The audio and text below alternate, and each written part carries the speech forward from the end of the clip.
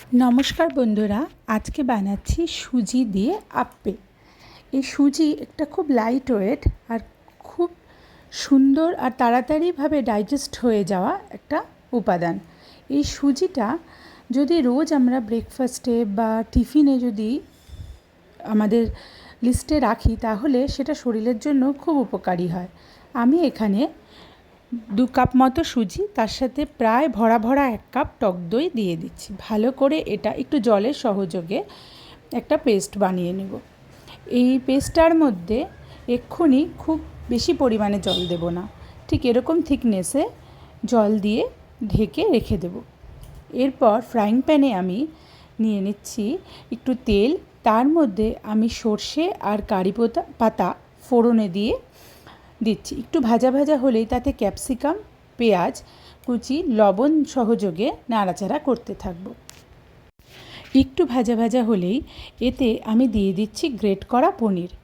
আর এই পনিরের মধ্যে আমি একটু নুন আর একটু মিষ্টি অ্যাড করেছি, খুবই অল্প পরিমাণে, তবে তার ক্লিপটা নেওয়া হয়নি। একটু ভাজা ভাজা হলেই এর মধ্যে দিয়ে দিচ্ছি ধনেপাতা।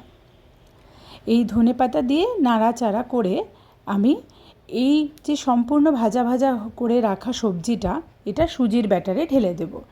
সবজিটা আমি ভাজা ভাজা করে নিয়েছি, আপনারা চাইলে না ভেজেও শুধু গ্রেট করেও দিয়ে দিতে পারেন, এতে সময়টাও একটু কম লাগবে।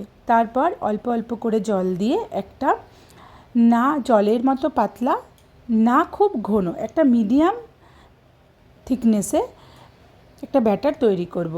এর মধ্যে পরিমাণ মতো নুন, চিনি আর আমি এখানে অ্যাড করেছি ইনো। ভালো মতো নাড়াচাড়া করার পরে আমি আপ্পে প্যানে অল্প করে তেল এক জায়গায় নিয়ে সেটা গরম করে তা ব্রাশের সাহায্যে সব জায়গায় ছড়িয়ে দিয়েছি। এর থেকেও কম তেলে এই আপ্পেটা রান্না করা যাবে। আমার এখানে তেলটা একটু বেশি হয়ে গেছে, এর থেকে কম তেলেও হবে। আপ্পেগুলো দিয়ে মিডিয়াম হিটে ঢেকে রেখে দিলে 2-3 মিনিটের মধ্যেই রেডি। এক পিঠ হয়ে যাওয়ার পরে আরেক পিঠ উল্টে দিলেই ব্যাস, আর 2-3 মিনিট রাখলেই একদম মিডিয়াম আছে এই রান্নাটা করতে হবে। খুব সুন্দরভাবে দেখুন এগুলো হয়ে গেছে। একটু উল্টিয়ে ফিরিয়ে নিয়েই একদম রেডি হয়ে যায়। খুব অল্প সময় লাগে, সর্বাধিক 10 মিনিট এর মধ্যেই হয়ে যায়।